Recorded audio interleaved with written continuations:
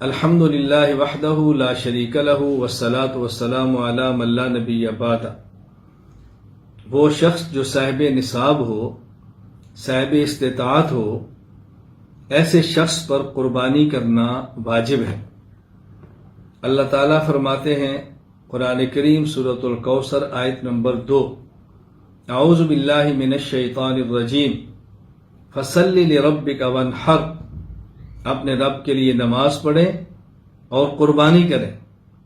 امام ابو بکر احمد بن علی الرازی، امام جساس، وفات 370 ہجری، اس آیت کی تفسیر میں احکام القرآن للجساس میں فرماتے ہیں قال ابو بکر هذا التأویل یتضمن معنیین احدہما ایجاب صلاة الاضحیٰ والثانی وجوب الاضحیہ۔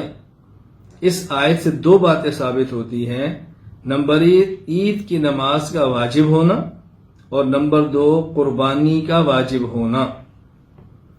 مشہور مفسر علامہ قاضی ثناء اللہ پانی پتی رحمہ اللہ تعالی، وفات سن 1225 ہجری، اس آیت کے تحت التفسیر المظہری میں فرماتے ہیں قال عکرمہ وعطاء وقتادہ فصل لربک صلاۃ العید یوم النحر ونحر نسکک فعلی ھذا یثبت بہ وجوب صلاۃ العید والاضحیہ۔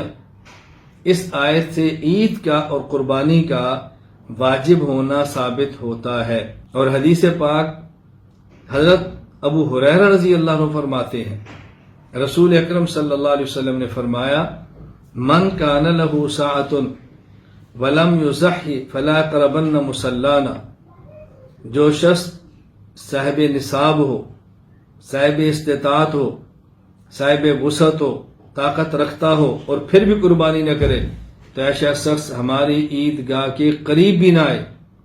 نبی کریم صلی اللہ علیہ وسلم نے سخت وعید فرمائی ہے، سخت وعید فرمائی ہے، سخت وعید بیان فرمائی۔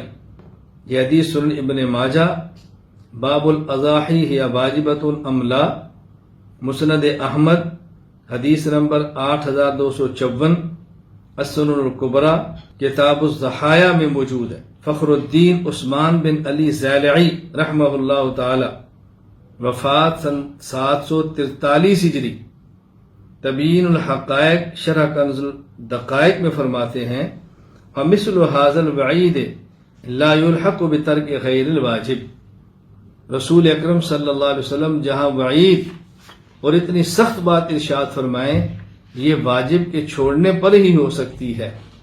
معلوم ہے قربانی کرنا صاحب نصاب پر واجب ہے۔ قربانی خوش دلی سے کریں، رغبت سے کریں، خندہ پیشانی سے کریں۔ اللہ تعالی ہم سب کو توفیق عطا فرمائے۔